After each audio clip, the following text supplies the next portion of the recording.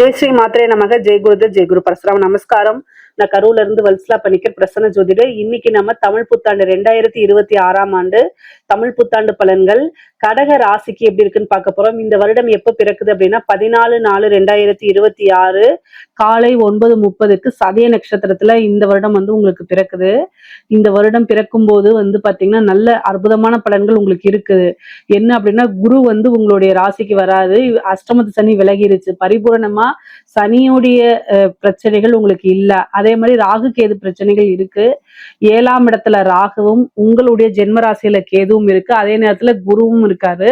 பொதுவா அந்த ராகு கேதுக்கள்னால பிரச்சனைகள் இருந்தாலும் குரு பயிற்சி ஆகும் போது உங்களுக்கு அதுக்கு உண்டான பாதிப்புகள் உங்களுக்கு இருக்காது. பொதுவாவே கடக ராசிக்கு நல்ல நன்மைகளாத்தான் இருக்குது. எதை நினைச்சும் நீங்க கவலைப்பட வேண்டாம்.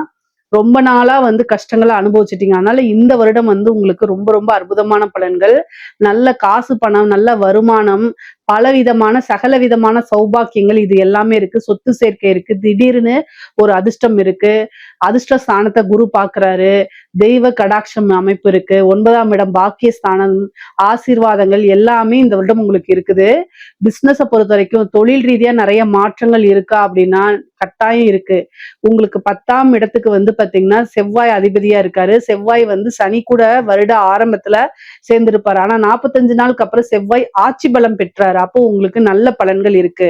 10ஆம் இடத்துக்கு சனியோடைய தாக்கங்கள் இல்ல, ராகு கேதுடைய தாக்கங்கள் இல்ல. அதனாலே நல்லா டெவலப் பண்ண முடியும். தொழில் ரீதியா பாத்தீங்கன்னா உங்களுக்கு அமைப்புகள் ரொம்ப அற்புதமா இருக்கு. பல விதமான ஐஸ்வர்ய பிராப்தங்களே கொண்டு கொடுத்துரும். உங்களுக்கு காசு பணம் வருமானம் வரதுல தடை இருக்கு அப்படின்னா 2ஆம் இடத்துல கேது இருக்குது. ஆனா குரு உங்களுக்கு பயிற்சி ஆனதுக்கு அப்புறம் இது அப்படியே மாறிடும். எப்படி மாறும் அப்படின்னா, இவ்வளவு நாளா நீங்க பிசினஸ் பண்ணிட்டு இருப்பீங்க. கொடுத்த பணம்லாம் ஏதாவது ஒரு இடத்துல லாக் ஆயிருக்கும்ல, அது எல்லாம் வருமானங்கள் வர ஆரம்பிச்சிடும். அதனால தொழிலை நல்லா டெவலப் பண்ண முடியும். தொழில் நல்லபடியா ரன் பண்ண முடியும். தொழில இருந்து நிரந்தரமான வருமானங்கள் உறுதியாக இருக்கு. நல்ல லாபங்களை சந்திக்க முடியும். உங்களுக்கு சுக்கிரன் உங்களுக்கு 11ஆம் அதிபதி. சனி 9ஆம் இடத்துல இருந்து 11ஆம் இடத்தை பாக்குறதுனால தொழில் மூலியமா நல்ல லாபம் வரும். காசு பணம் வரும். நீங்க நினைச்ச விஷயங்கள், ஆசை அபிலாசைகள் இது எல்லாத்தையுமே நீங்க இந்த வருடம் அனுபவிக்க போறீங்க. பொதுவாவே நீங்க நினைச்ச விஷயங்கள்லாம் நடக்கணும் அப்படின்னா கட்டாயம் வழிபாடு பண்ணிக்கங்க. திங்கக்கிழமை அம்மன் வழிபாடு பண்ணுங்க. உங்க வீட்டுக்கு பக்கத்துல இருக்கக்கூடிய மாரியம்மனோ அல்லது பகவதி அம்மனோ வழிபாடு பண்ணாலே போதுமானது. அல்லது சிவன் கோவில் இருக்கக்கூடிய தாயார வழிபாடு பண்ணுங்க. இது என்னன்னா ஜஸ்ட் உங்க திங்கக்கிழமை வழிபாடு பண்ணுங்கன்னு சொல்லிட்டேன். என்னால ஒர்க்குக்கு போக முடியாது, ஒர்க்குக்கு போயிட்டு இருக்கேன், அதனால கோவிலுக்கு போக முடியாதுன்னா பரவாயில்ல, ஒன்னும் பிரச்சனை கிடையாது.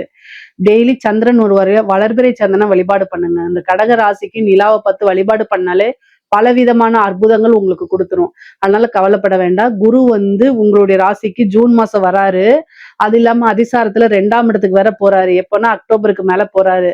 அப்போ காசு பணம்ங்கிறது உங்களுக்கு ஒரு இவ்வளவு நாளா டைட் பொசிஷன்ல இருந்தா கூட இந்த டைம்ல என்னன்னா காசு பணம் நிறைய ஃப்ளோ ஆக ஆரம்பிச்சிடும்.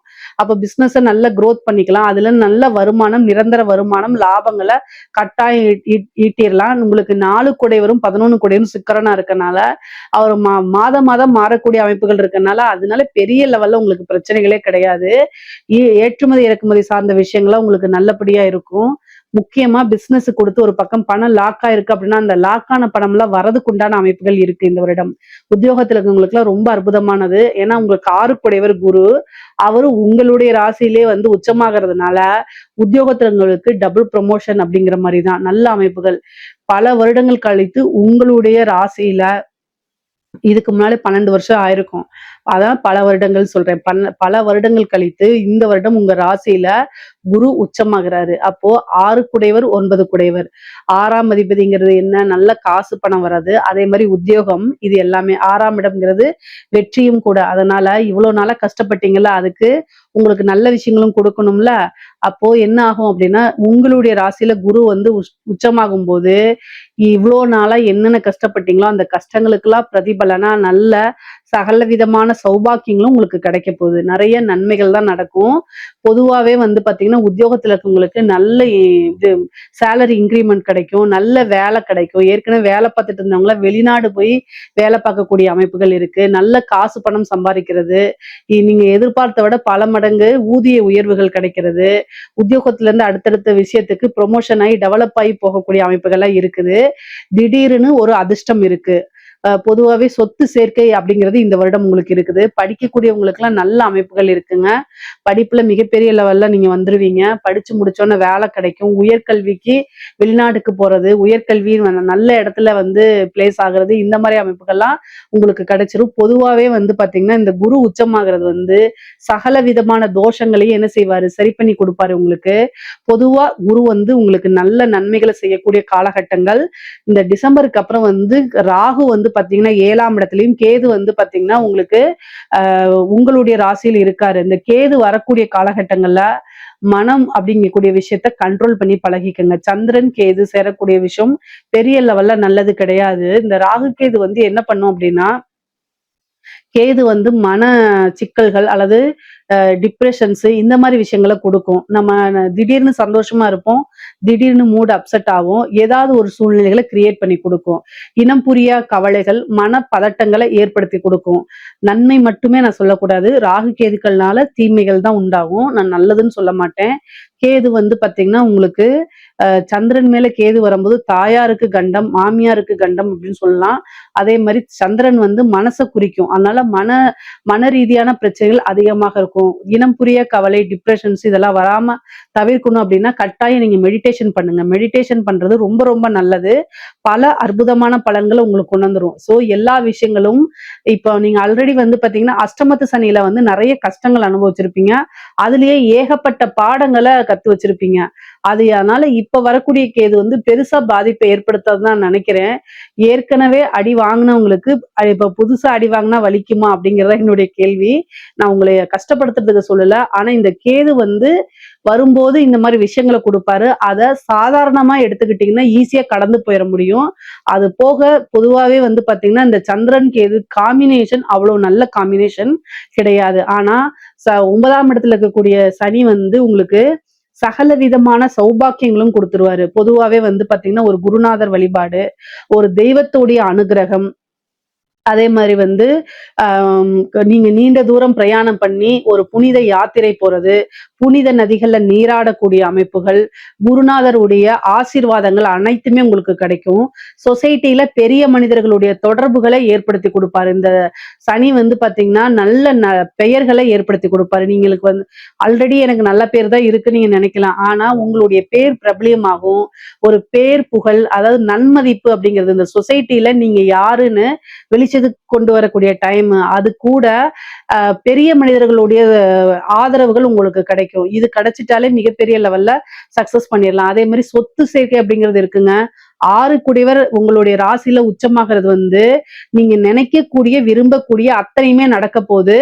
அவரே 9ஆம் அதிபதியா இருக்காரு. அதனால வந்து என்னன்னா சொத்து சேர்க்கை உண்டு. வாகனம் வாங்குறது, வீடு கட்டுறது, இந்த மாதிரி பிராப்தம்லாம் உறுதியாக இருக்கு. அது கூட வந்து பாத்தீங்கன்னா உங்களுக்கு குரு உச்சமாகிறதுனால இன்ன பலன் தான் அப்படின்னு குறிப்பிட்டு சொல்ல முடியாது. 9 குடையர் பாக்கியாதிபதிங்கிறதுனால கடன் ரீதியா யாருக்கெல்லாம் பிரச்சனைகள் இருக்கோ அவங்க எல்லாமே இந்த வருடத்துல கடன்ல இருந்து ரிலீவ் ஆயிட முடியும். என்னடா அது நமக்கு எந்த சோர்ஸுமே இல்லையே, எப்படி கடன்ல இருந்து ரிலீவ் ஆகும்னு மட்டும் நீங்க நினைக்காதீங்க. அதாவது கிரகம் ஒரு விஷயத்த குடுக்கணும்னு நினைச்சிச்சுன்னா எப்படி வேணா கொடுத்துரும். அதை மட்டும் நல்லா ஞாபகம் வச்சுக்கோங்க. 6 குடையவரும் 9 குடையவரா இருக்காது. அதாவது கடனை கொடுத்தவரே பாக்கியாதிபதியா இருக்கும்போது உங்களுடைய ராசியில உச்சமாகறதுனால கடன் ரீதியா இருக்கக்கூடிய பிரச்சனைகள் அனைத்துமே விலகிரும். ஏதாவது ஒரு சோர்ஸ் வந்து விலகிரும். அது உங்களுக்கு கடன் பிரச்சனை இருக்குன்னா சொல்லுங்க. கமெண்ட்ஸ்ல பதிவு பண்ணுங்க. கட்டாயம் அதுக்கு உண்டான தீர்வு நீங்க எப்படி அதுல இருந்து வெளியில வரணும். சின்ன வழிபாடு அதுதான் நான் சொல்றேன். ஓகேங்களா? இத நீங்க செஞ்சாலே போதுமானதுங்க. முக்கியமா கடன் ரீதியா இருக்கக்கூடிய பிரச்சனை வெளிவரும்னு சொன்னேன்ல, அதே மாதிரி ஹெல்த் தேக ஆரோக்கியத்தை கவனமா இருக்கணும். குரு வந்து காசு பணத்தை கொடுப்பாரு. அதே நேரத்துல உடல் ரீதியா இருக்கக்கூடிய பிரச்சனைகளையும் என்ன செய்வாரு? பெருசு பண்ணிடுவாரு. அவருடைய வேலை வளர்க்கறது மட்டும்தான். நோய் ஏதாவது சின்னதா இருந்தா பெருசா வளர்த்து விட்டுருவாரு. ஹெல்த்தை ரொம்ப ரொம்ப பாத்துக்கணும். கடகராசிக்காரங்களுக்கு இந்த வருடம் தீமையான பலன்கள் என்னவென்றால், ஹெல்த்த ரொம்ப ரொம்ப பார்த்துக்கணும். தேக ஆரோக்கியத்துல கவனம் இருக்கணும். குரு உச்சமாகுறாருன்னா, காசு, பணம் வரும். ஆனால், உடல அப்படியே கெடுத்து விட்டுருவாரு. அதனால சாதாரண பிபி இருந்துச்சுன்னு வச்சுக்கோங்களேன், அது பெரிய லெவல்ல ட்ரீட்மெண்ட் போற மாரி. அது மாரி ஹார்ட் சம்மந்தப்பட்ட பிரச்சனைகள், பிரெயின் சம்மந்தப்பட்ட பிரச்சனைகள் இதெல்லாம் ரொம்ப கவனமா பார்த்துக்கங்க. முக்கியமா பெண்களா இருந்தா யூட்ரஸ் சம்மந்தப்பட்ட பிரச்சனைகள் வரத்துக்கு வாய்ப்பு இருக்கு. ரொம்ப ரொம்ப கவனமா இருங்க. ஹெல்த்ல ரொம்ப ரொம்ப கவனமாக இருக்கணும். தாயார் வழிக்கு அவங்களுக்கு உடல்நிலை பாதிப்புகள் இருக்கு. உங்களுக்கும் சர்ஜரி அந்த மாரி அமைப்புகள் இருக்கு. ஏன்னா அஷ்டமாதிபதி 9ல இருக்கு. அந்த அஷ்டமாதிபதியை குரு உச்சமாயி பார்க்கிறாரு. 6 கூடையவரும் அஷ்டமாதிபதியின் தொடர்பு இருக்கும்போது அறுவை சிகிச்சை இந்த மாரி அமைப்புகள் இருக்கு. கூடுதல் கவனம் தேவை. ஒரு சின்ன பிரச்சனைனா உடனடியா மருத்துவரை கலந்து ஆலோசிச்சினாலே போதுமானது. தாய் வழி சொத்து, தந்தை வழி சொத்து இதெல்லாம் வரதுக்கு உண்டான அமைப்பு இருக்கு. அதே மாதிரி உயில் சொத்துக்கள், பினாமி சொத்துக்கள்லாம் வரதுக்கு உண்டான அமைப்பு. கோர்ட்டு, கேஸ் பிரச்சனைகள் எதுவாக இருந்தாலும் உங்களுக்கு சாதகமான தீர்ப்பு நீங்க தான் ஜெயிப்பீங்க. உங்க மேல யாராவது கேஸ் போட்டிருந்தாலும் நீங்க ஜெயிப்பீங்க. நீங்க யார் மேல கேஸ் போட்டிருந்தாலும் ஜெயிக்கிறதுக்கு உண்டான வாய்ப்புகள் இருக்கு. கோர்ட்டு, கேஸ் எல்லாமே உங்களுக்கு வெற்றி ஃபேவரா மாறுறதுக்கு உண்டான அமைப்புகள் இருக்கு. பொதுவாவே வந்து பாத்தீங்கன்னா சகோதர வழி ஆதரவுகள் இருக்கு. முக்கியமா 5ஆம் இடத்த குரு பார்க்கறதால புத்திர பாக்கியம் இருக்கு. 7ஆம் இடத்த பார்க்கறதுனால களத்திர பாக்கியம் இருக்கு. திடீர் திருமணம் அமைப்பு, குருபலம் பரிபூரணமாக இருக்கனால திருமண பேச்சுக்கள் ஆனாலே திடீர்னு திருமணம் ஆகிறதுக்கு உண்டான வாய்ப்பு. யாரையாவது நீங்க விரும்பிருக்கீங்க அப்படின்னா குரு 5ஆம் இடத்த பார்த்து 7ஆம் இடத்த பார்த்து 9ஆம் இடத்த பார்க்கிறாரு. அதனால பெற்றோர்களுடைய சம்மதத்தோடயே திருமணம் ஆகிறதுக்கு உண்டான அமைப்பு. நீங்க லவ் பண்ணிட்டு இருக்கீங்கன்னா இந்த டைம்ல நீங்க சொன்னீங்க. ஜூன் மாசத்துக்கு அப்புறம் உங்க வீட்ல சொன்னீங்க அப்படின்னா, முன்னாடி சண்டை போடுவாங்க. கொஞ்சம் சண்டை போட்டுட்டு ஆனா அத சம்மதிச்சு பெற்றோர்களுடைய ஆசீர்வாதத்தோடயே ஒரு நல்ல அங்கீகரிக்கப்பட்ட திருமணமா உங்க திருமணம் ஆகும். நெறைய விஷயங்கள் உங்களுக்கு நன்மைகள் தான் இருக்குது. காதல் ரீதியா இருக்கக்கூடிய மனக்கசப்புகள்லாம் நீங்கி காதலர்களுக்கிடையே ஒற்றுமை இருக்கும். அதே மாரி கணவனாக இருந்தால் மனைவி, மனைவியாக இருந்தால் கணவனும் ஒருவரை ஒருவர் புரிஞ்சுகிட்டு அண்டர்ஸ்டாண்ட் ஆகி ஆட்டோமேட்டிக்கா நடக்கக்கூடிய சூழ்நிலைகள். கணவன் மனைவியிடையே நல்ல ஒற்றுமை, நல்ல இணக்கங்கள், அந்யோன்யங்கள், பாசங்கள்லாம் அதிகரிக்கும். பொதுவாவே இந்த ரிலேஷன்ஷிப்புக்கு இடையில பிரிஞ்சிருக்கிறவங்க எல்லாம் இருக்கிறாங்க இல்லையா, அந்த கோர்ட்டு கேஸ் டைவர்ஸ் ஆகிறது, பிரியறது இந்த மாதிரி வழக்குகள் நடக்கிறது இதெல்லாம் வந்து என்ன ஆகும் அப்படின்னா உங்களுக்கு ஃபேவரா மாறி பிரிந்தவர்கள் ஒன்று சேரக்கூடிய அமைப்புகள் இருக்கு. உங்களுக்கு 3 குடையவரும் 12 குடையவரும் புதனா போறாரு. ஹெல்த் ரீதியா இருக்கக்கூடிய விஷயங்கள்ல மட்டும் கவனம் செலுத்திக்கங்க. அதே மாதிரி வேலை கிடைக்குமா அப்படின்னா கட்டாயம் உங்களுக்கு கிடைக்கும். நீங்க படிச்சு முடிச்சோன்னே நல்ல வேலைக்கு போகக்கூடிய அமைப்புகள் இருக்கு. உத்தியோகத்துல இருக்கவங்களுக்கும் ஒரு திடீர் ப்ரொமோஷன் கிடைக்கிறதுக்கு உண்டான வாய்ப்புகள்லாம் இருக்குங்க. குரு 5ஆம் இடத்தை பார்க்கறதுனால உங்களுக்கு புத்திர பாக்கியம் இருக்கும். பொதுவாவே உங்களுடைய ராசியில வந்து இந்த டிசம்பர் மாசம் வந்து பாத்தீங்கன்னா 5ஆம் தேதி கேது வந்து பேசை வராருன்னு சொன்னேன்ல. எந்த விஷயத்துக்கு நன்மையும் இல்லையோ ஆனா குருவும் கேதுவும் சேர்ந்தக்கூடிய அமைப்பு பிளஸ் சந்திரனும் இருக்கனால ரொம்ப வருஷமா வந்து உங்களுக்கு புத்திர பாக்கியம் இல்ல, குழந்தை இல்ல அப்படின்னா கட்டாயம் இந்த வருஷம் ஒரு ட்ரீட்மெண்ட்டுக்கு போயிட்டீங்க அப்படின்னா இந்த செயற்கை முறை குழந்தைகள் இருக்குன்னு சொல்லிங்களா, ஐவிஎஃப் அதே மாதிரி டெஸ்ட் பேபி இதெல்லாம் உங்களுக்கு சக்சஸ் ஆயிரும். இதுக்கு முன்னாடி ஃபெயிலியர் ஆயிருந்தா கூட இந்த டைம் ட்ரை பண்ணுங்க. கட்டாயம் அது உங்களுக்கு சக்சஸ் ஆயிருங்க.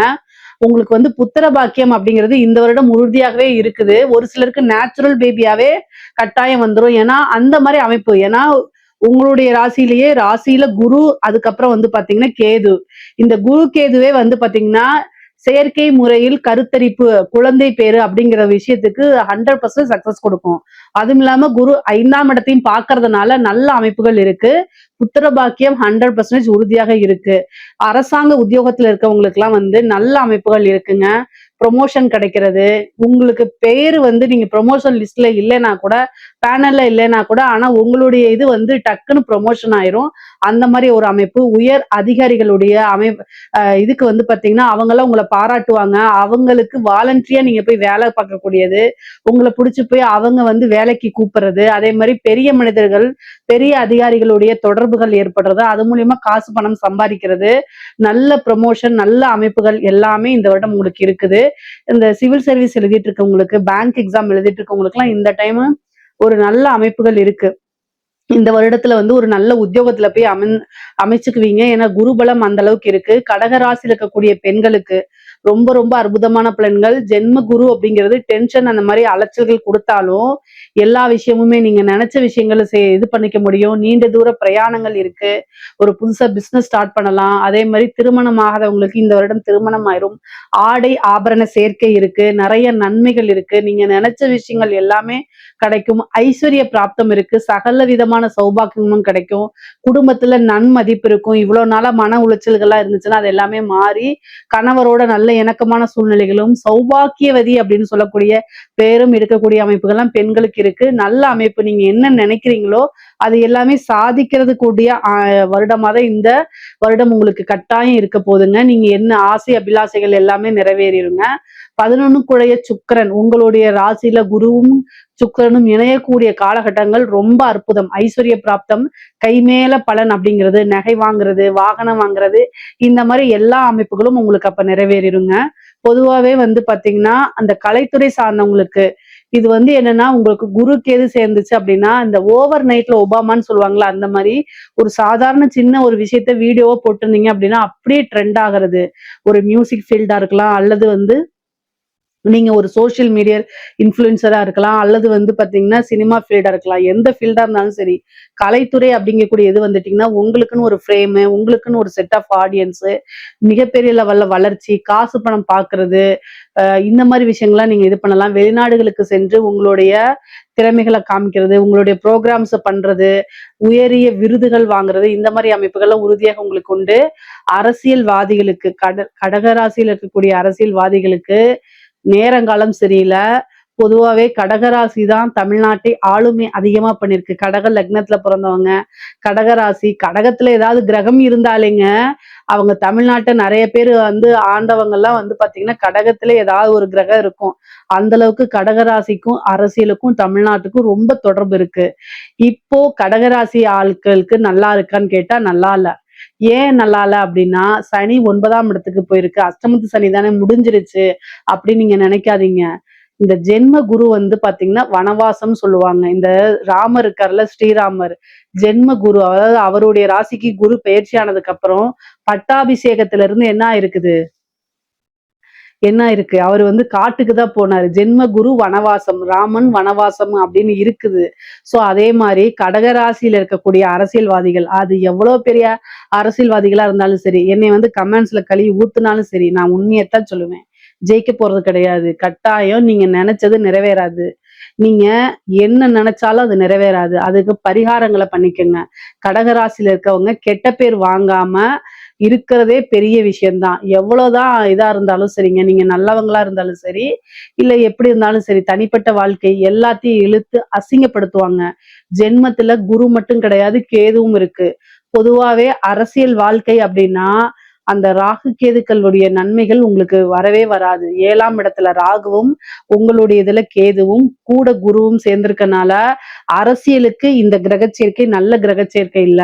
அப்போ சோசியல் மீடியால நீங்க ஒரு இது ட்ரெண்டிங் ஆவீங்க. உங்களை பத்தி கேவலமா பேசுறது, அதே மாதிரி நீங்க நல்லது செய்யணும்னு நினைச்சா கூட அது அப்படியே அகெயின்ஸ்டா எதை செஞ்சாலும் சரி அது அப்படியே தப்பாவே போர்ட்ரேட் பண்ணுவாங்க. ஆனா நீங்க ஜெயிக்க முடியுமானா ஜெயிக்க முடியாது. சரி நீங்க அடுத்த லெவலுக்கு போக முடியுமானா போக முடியாது. இந்த வருஷம் ரொம்ப ஸ்ட்ரகிள்ஸ் அனுபவிப்பீங்க. இதுக்கு என்னன்னா யாகங்கள், பூஜைகள், வேள்விகள்லாம் பண்ணிக்கணும். நீங்க என்ன நினைச்சாலும் அது நடக்காதுங்க. அதனால இந்த காலகட்டத்தை ரொம்ப கேர்ஃபுல்லா ஹேண்டில் பண்ணா மட்டும்தான் நீங்க பெரிய லெவல்ல சிக்காம தப்பிப்பீங்க.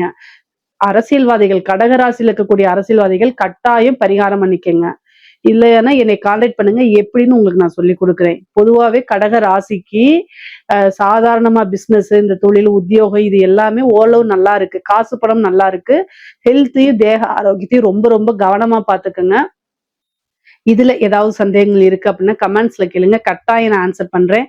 நம்மளுடைய சேனலை லைக் பண்ணுங்க, ஷேர் பண்ணுங்க, சப்ஸ்கிரைப் பண்ணுங்க. நன்றி, வணக்கம்.